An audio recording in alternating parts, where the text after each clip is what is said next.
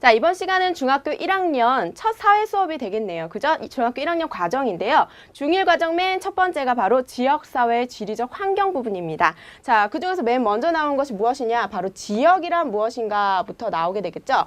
자, 지역이란이라고 우리가 구분을 했을 때 지역사회는 우리가 생활하고 있는 일상생활의 터전을 지역사회라고 합니다. 자, 그럼 지역 사회를 갖다 두 부류로 나눴을 때 뭐랑 뭐로 나눌 수 있다? 촌락과 도시로 나눌 수 있다라고 볼 수가 있어요. 자, 그럼 촌락과 도시의 특징을 우리가 비교를 해서 머리에 암기를 해주시는 게 아주 좋을 것 같습니다. 촌락이라고 하면 뭐 농촌, 어촌, 산촌 이런 촌락이 있는데요. 촌락들은 주로 무슨 환경을 중요시 여긴다? 자연 환경을 중요시 여긴다. 자연 환경의 예다라고 하면 기후나 토양이나 이런 것들을 들 수가 있겠고요. 도시 같은 경우는 무슨 환경을 중요시 여긴다? 인문 환경을 중요시 여긴다라고 볼 수가 있겠습니다. 인문 환경이다라고 하면 인구, 또는 교통, 또는 산업 이런 것들을 볼 수가 있겠죠. 자, 또한 촌락 같은 경우는 몇 차 산업에 종사하는 사람들이 많습니까? 예, 1차 산업에 종사하는 사람들이 많습니다. 1차 산업이라고 하면은 농업이 주를 이루겠죠. 그 다음에 도시는 2차나 3차 산업에 들어갈 수가 있겠는데요. 2차나 3차다라고 하면 공업, 그 다음에 서비스업 등이 해당이 될 겁니다. 자, 시험 문제에는 이 자연 환경과 인문 환경에 대한 비교를 시험 문제 많이 내는데 이건 여러분들 교재상으로 맨 앞에도 나오지만 3절 맨 뒤에도 나와요. 그래서 그 부분 한꺼번에 지금 설명하는 거니까 같이 기억해 두시면 좋을 것 같습니다. 자, 일단은 맨 뒤에 보면 3절에 이런 촌락과 도시의 문제점이 나오거든요. 여기서 한꺼번에 설명을 해드릴게요.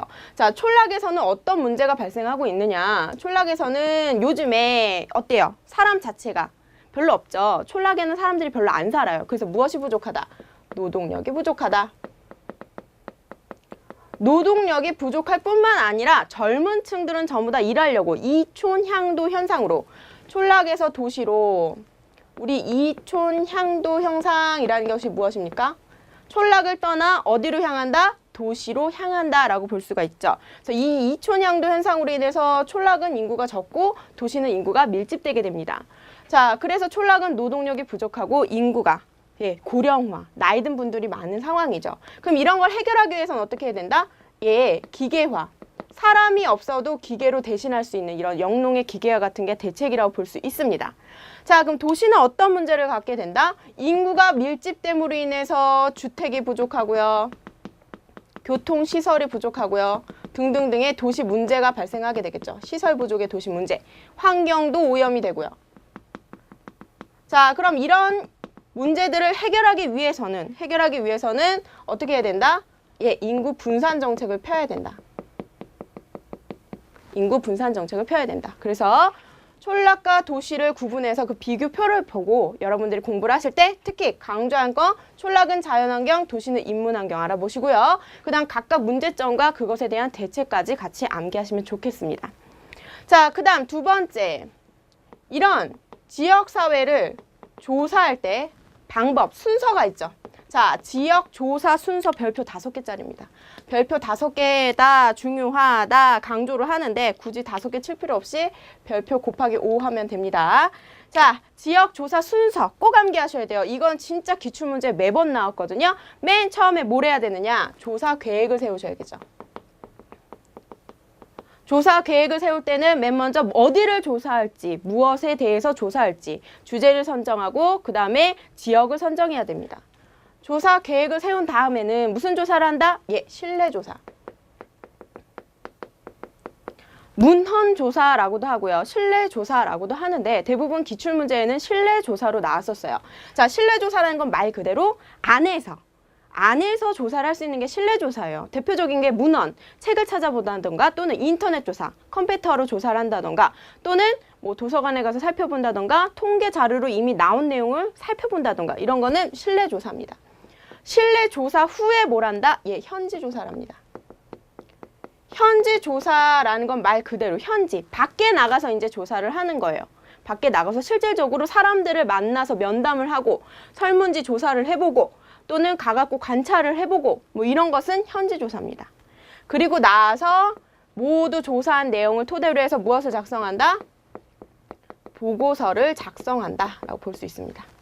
자, 그래서 제일 강조해서 보는 부분이 이 부분. 실내 조사를 한 후에 뭐를 한다? 현지 조사를 한다라는 건 꼭 암기를 해주셔야 됩니다. 이 지역 조사 순서는 고익 검정고시뿐만 아니라 대익 검정고시에서도 강조해서 나오는 내용이니까 꼭 이 부분 순서 기억을 해두셔서 암기를 해주셔야 되겠고, 여기다 조금 더 내가 더 알고 싶다라고 하면은 실내 조사에서는 무엇을 하고 현지 조사에서는 무엇을 하는지 구분을 할 줄만 알면 돼요. 자, 그래서 이렇게까지 해서 지역조사 순서 우리 같이 공부했고요. 자, 그 다음으로 중요한 것이 무엇이냐? 바로 지도를 읽는 방법입니다. 지도. 우리 지도에 대한 것들은 정말 여러 가지 부분이 있는데 이 부분에 대한 거 우리 같이 살펴보도록 하겠습니다. 자, 지도라는 것은 지표면에 나타나는 여러 현상을 갖다가 뭘로? 축적이나 방위나 기후 등으로 나타낸 것이 바로 지도라고 볼 수가 있습니다.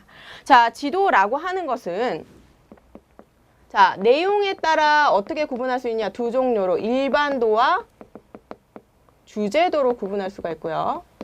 자, 일반도라는 건 우리가 지형도라고 해서 왜 산이 있고 바다가 있고 길은 일로 나 있고 이런 걸 아는 것이 일반도고요. 주제도는 여러 가지 종류에 따라 지도의 모양이 틀린 거예요. 예를 들어서 관광지도다라고 하면 그 지역에 유명한 관광지 같은 게 표시돼 있고, 또 교통지도다라고 하면 몇 번 국도, 몇 번 고속국도, 몇 번 뭐 고속도로 뭐 이런 식으로 막 도로만 나와 있고, 또 어떤 지도 같은 경우는 기후도다라고 하면은 온도 막 나와 있죠. 여러분들 왜 매일 아침마다 뉴스에 기상캐스터가 자, 오늘은 어디가 날씨가 맑고요 이러고 나오잖아요. 이게 바로 주제도 중에 하나예요. 주제도 중에 하나예요. 그리고 내용에 따라는 일반도와 주제도로 나눈다. 그 다음 무엇에 따라서는? 축척에 따라서는. 축척, 동그라미 별표 5개죠. 축척이라고 하는 것은 말 그대로 뭐냐면 축소한 정도를 축척이라고 해요.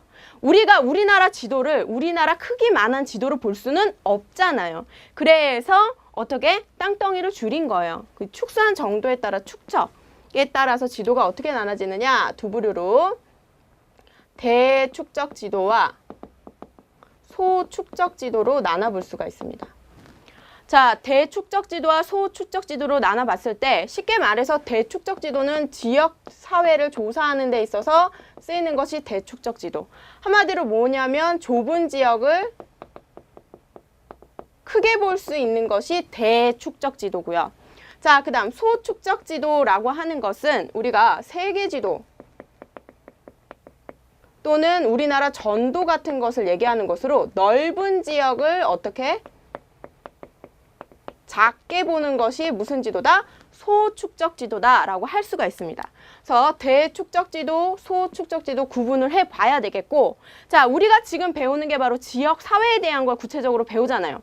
자, 그럼 지역 사회에서 쓰이는 게 무슨 지도라고요? 바로 대축적 지도죠. 응? 지역 사회에 대한 그런 지도가 나온 것이 대축적 지도이기 때문에 요게 이제 시험에 많이 나옵니다. 요게 시험에 많이 나옵니다. 그래서 꼭 암기를 해 주시기 바라겠습니다.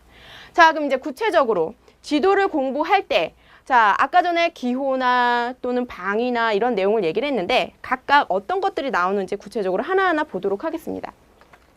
자, 강의 안에 보면은 맨 먼저 뭐가 나오냐면 축적에 따라서 계산하는 게 나와. 축적에 따라서 계산하는 게 나오는데요. 축적 계산하는 방법 우리 한번 살펴보도록 하겠습니다. 축적은 지도가 있으면요. 이 네모난 지도 밑에 뭐 예를 들어서 1대 5만이다 라고 하면 이게 무슨 뜻이냐? 뜻을 알아봅시다. 뜻은 1대 5만이다 라고 나오면 지도상에 1cm가 실제 거리로는 5만 cm다 라는 뜻이에요. 5만 cm다 라는 뜻이에요. 그래서 1대 5만을 이렇게 볼 수가 있어요. 자, 그럼 계산을 할 때 선생님이 제가 문제를 하나 내놨어요. 뭡니까? 1대 5만 지도에서 지도상 몇 센티미터? 2cm는 실제 거리로 몇 센티미터, 얼마나 거리가 되느냐 이렇게 나왔잖아요. 그죠? 자, 계산 방법. 우리가 비례식으로 생각하면 돼요. 지도상 1cm가 실제 거리 5만이면 지도상 2cm는 몇이냐라고 물어본 거예요. x로 둡시다. 몇이냐. 자, 그럼 이거 계산 방법은 간단해요. 어떻게 하면 되느냐? 5만에다가 2를 곱하면 돼요. 그럼 몇입니까? 10만이죠. 자, 근데 문제는 뭐냐면 이건 센티미터잖아요. 센티미터. 자, 답을 찾을 때, 기출문제에서 답을 찾을 때는 10만 센티미터가 나왔으면 참 좋겠지만 그렇지 않아요. 킬로미터로 단위가 바뀌어 있습니다. 자, 그럼 10만 센티미터는 몇 미터냐? 1000미터가 되겠고요. 1000미터는 몇 킬로미터냐? 바로 1킬로미터가 되겠습니다. 그래서 만약에 문제상에 1대 5만에서 지도상 2cm는 실제 거리 얼마냐라고 하면은 답이 몇이 나올 수 있어요? 1km다. 자, 문제의 그 숫자만 바뀌어도 이렇게 간단히 풀 수 있기 때문에 여러분들이 어렵지 않을 거라고 생각합니다.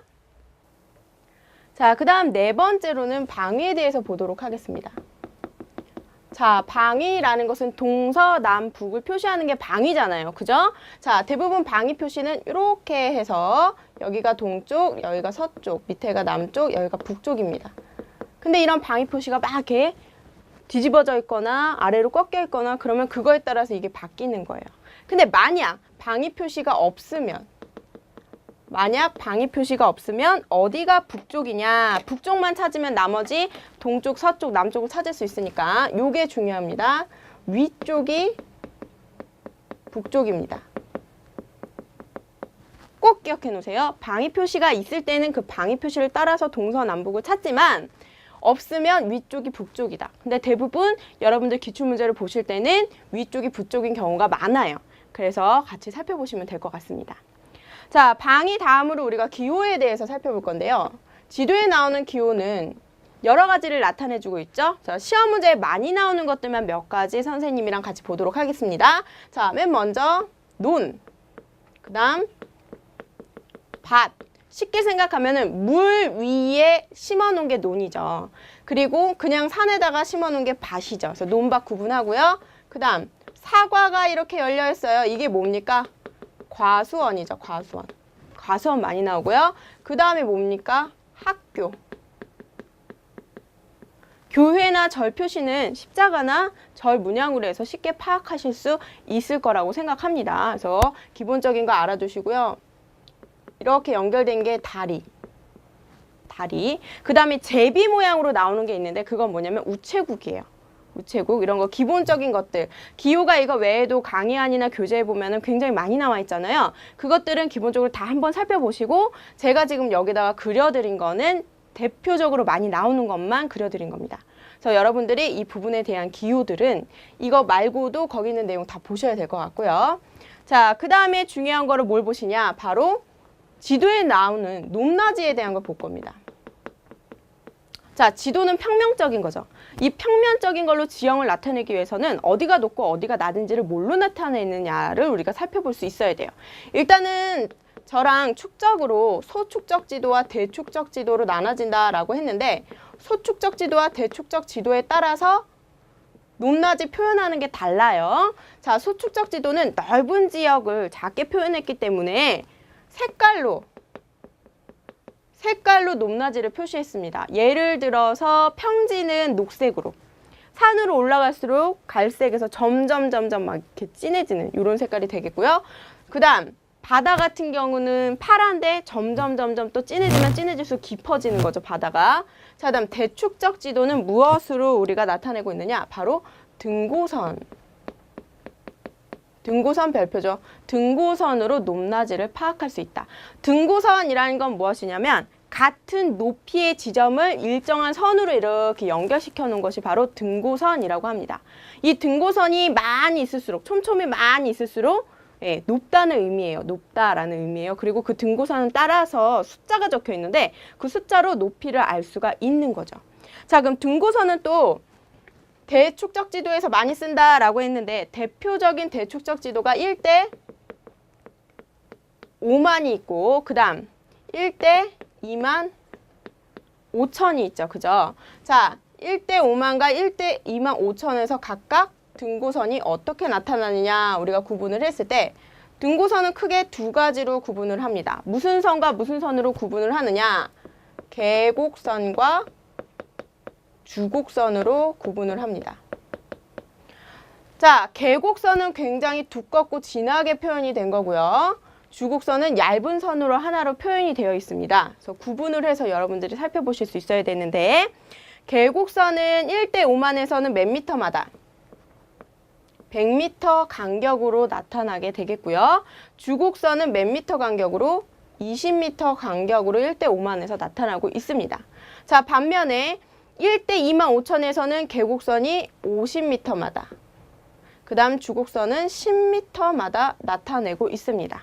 자, 그럼 질문을 한번 해볼게요. 자, 축척이 나타나 있지 않은 지도에서 등고선으로 축척을 알 수 있다, 없다? 있다죠, 있다. 왜? 위에 이거는 안 나와 있는데, 예를 들어서 선이 100, 200, 300 두껍게 나와 있고 중간에 4개씩 주곡선만 나와 있으면 1대 5만인 거고요. 반면에 자, 50m 간격으로 50, 100, 150 이렇게 두껍게 돼 있고 10m마다 다 표시가 돼 있으면 이건 1대 2만 5천인 거죠. 그래서 높낮이를 이렇게 등고선으로 파악할 수 있다라는 것도 여러분들이 알 수가 있습니다. 자, 그래서 이런 높낮이에 대한 거 살펴봤고요. 그 다음 추가로 이런 등고선에 대한 거 우리가 봤을 때 등고선의 간격에 따라서 또 우리가 살펴볼 수가 있어요. 자, 간격이 어떠면 중요한 내용입니다. 간격이 좁으면 경사가 빠르게 진다는 거니까 급경사, 급한 경사. 그 다음 간격이 넓으면 그만큼 경사 지는 게 완만하다라고 해서 무슨 경사? 완경사라고 살펴볼 수 있어요. 자, 그 다음 또 등고선이 여기가 정상이에요. 정상이 여기 있다 라고 했을 때 정상을 향해서 이렇게 등고선들이 이렇게 들어가 있다. 그러면 이건 뭐냐? 바로 계곡이 되겠고요. 정상을 향해서 들어가 있다라고 하면 계곡이 되겠고요. 반대로 정상이 아니라 평지를 향해서 이렇게 뻗어져 있다. 그럼 이건 뭡니까? 능선이 되겠습니다. 산등성이라고도 하겠죠. 산등성이. 그래서 제가 참고로 강의 안에 보면은 지도를 갖다 넣어놨어요. 그 지도를 보시고 6번 밑에 있는 지도인데 그 지도를 보시고 여러분들이 급경사, 완경사, 계곡, 능선을 구분할 줄 아시면 되겠습니다. 그래서 이런 것도 살펴보시기 바라겠고요. 자, 그 다음 그림 자료를 볼 텐데요. 그림 자료는 여러분들 추가적으로 보셔야 되는 게 맨 오른쪽에 나온 걸 보면 뭐가 나오냐면 이런 등고선 간격에 대한 걸 배웠으니까 한번 살펴보시라 해서 넣는 건데 간격이 좁으면 좁을수록 그래서 많이 들어갈수록 산이 굉장히 더 높죠. 그리고 넓으면 더 낮고 또 완경사고 구분해 볼 수가 있습니다. 그리고 계곡 능선도 다시 한번 살펴보시고요. 그 다음 왼쪽에 나온 거는 자연환경에서 촌락과 도시에 대한 거를 앞에서 배웠잖아요. 그러면 자연환경에서 중요시 여기는 것 중에 기후가 있어요. 그래서 이 기후를 살펴볼 수 있는 그림 자료로 기후 그래프가 있습니다. 자, 기후 그래프 같은 경우는 우리가 어떻게 파악할 수가 있느냐? 이렇게 네모난 선에 막대 그래프와 꺾은 선 그래프로 표시가 되어 있는데요. 자, 간단하게 이렇게 저도 그려보면 각 1월달부터 12월달까지 일정한 온도가 나타나는 것을 선으로 연결한 요 위에 걸 뭐라고 하냐면 꺾은 선 그래프라고 해요. 꺾은 선 그래프로 알 수 있는 건 우리가 기온을 알 수 있습니다. 기온, 기후. 얼마나 따뜻하냐, 얼마나 추우냐. 그 다음에 밑에는 12개를 원래는 그려야 되는데 그냥 간단하게 그려서 이런 거를 막대 그래프라고 하는데 막대 그래프로 알 수 있는 내용이 무엇이냐? 바로 강수량을 알 수가 있습니다. 강수량. 그래서 기후 그래프로는 무엇을 알 수가 있다? 기온과 강수량, 기후와 강수량을 알 수 있다라고 볼 수 있고요. 그 다음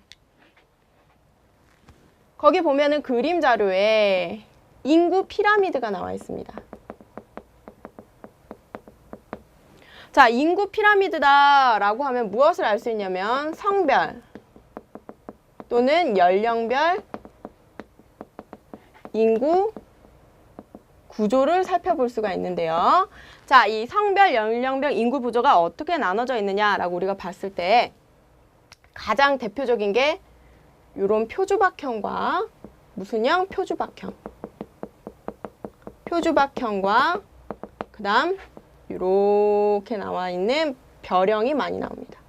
형태가 표주박을 닮았다, 형태가 별을 닮았다라고 해서 이름이 붙여졌는데요. 표주박형은 어디서 많이 나타나는 거냐면 촌락, 논촌에서 나타나는 거고 별형은 도시에서 나타나는 거예요. 자, 보면은 위로 올라갈수록 밑에는 0세 올라갈수록 나이가 많아지는 거예요. 자, 밑에도 0세 위로 올라갈수록 나이가 많아져요. 그리고 좌우로 성별이 나타나는데 여기 특징을 보면 0살부터 해서 쭉 진행돼서 여기 제가 노란색 지점을 보면 청장년층에 대한 거겠죠. 한창 일을 해야 되는 나이.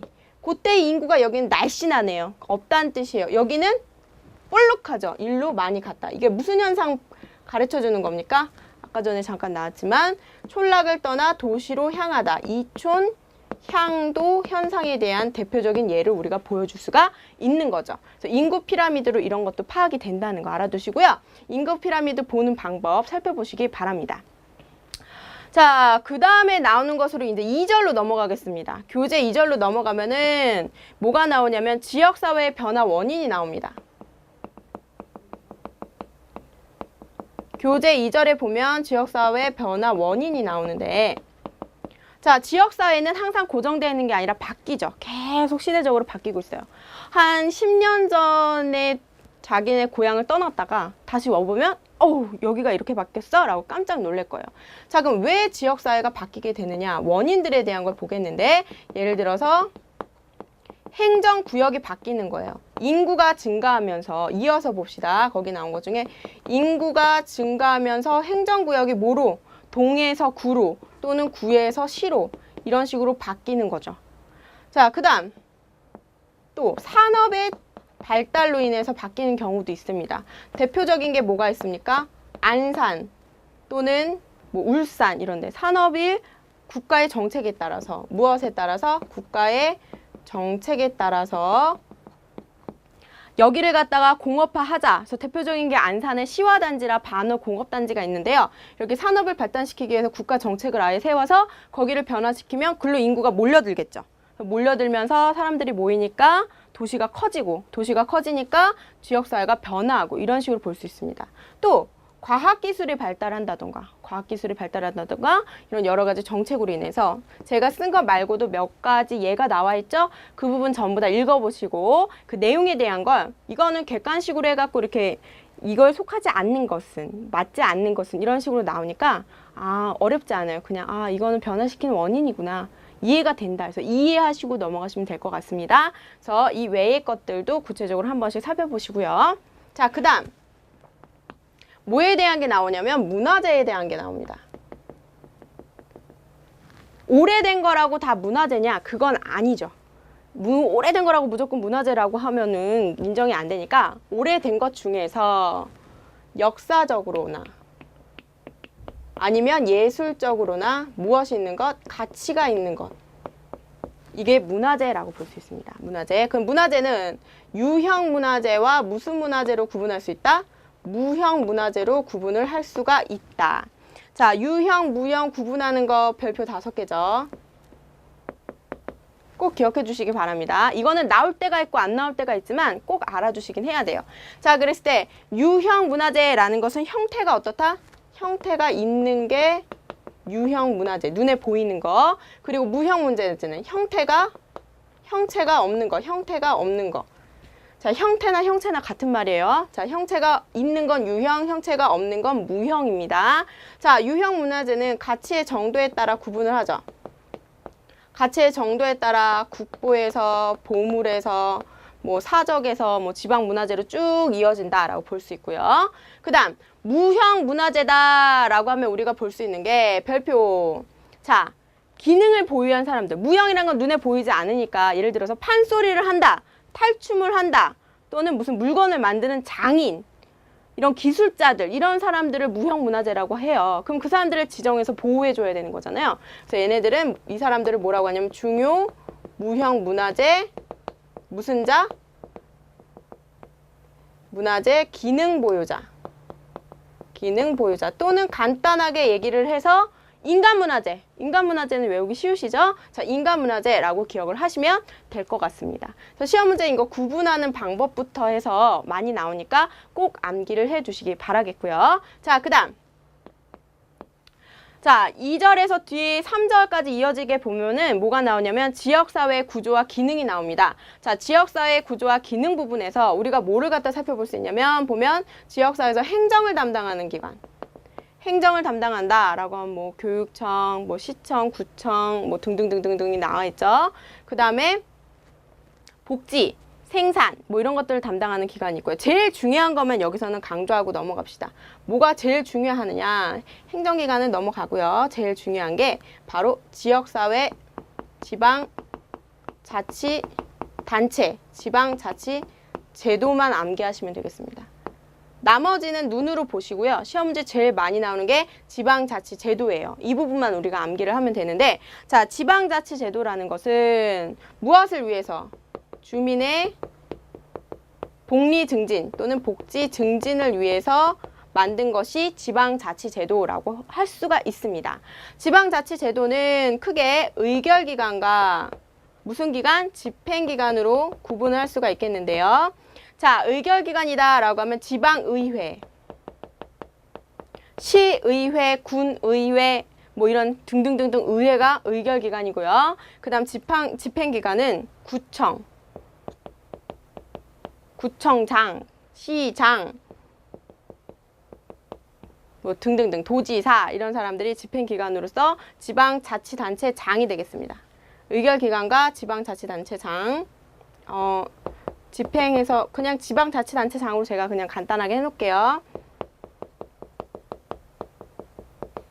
단체장입니다. 기억을 해두세요. 자, 의결기관에서는 의결을 하는 기관에서는 의회로서 이 의결기관으로 뭘 만드느냐? 조례라는 걸 만들고요. 조례. 법이에요, 법. 헌법, 명령, 규칙 그 아래 조례를 만들고요. 그 다음에 구청, 구청장, 시장 뭐 이런 사람들은 뭘 만드느냐? 규칙이라는 걸 만듭니다. 이 사람들도 국회의원이나 대통령처럼 똑같이 주민들의 선거에 의해서 뽑힌다. 주민들의 복지 증진을 위해서 이런 지방자치제도가 있다. 지방자치제도의 의미만 아시면 돼요. 지방을 스스로 다스리는 제도. 그래서 지방자치제도에 대한 거까지만 우리가 공부를 하겠고요. 자, 이번 시간에는 처음에 지역조사부터 해서 시작을 해서 지역에 대한 구체적인 방법, 지도 읽는 법 이런 걸 배웠습니다. 그래서 다음 시간에는 이제 중부지방에 대해서 우리가 살펴보도록 할게요. 자, 수고하셨습니다.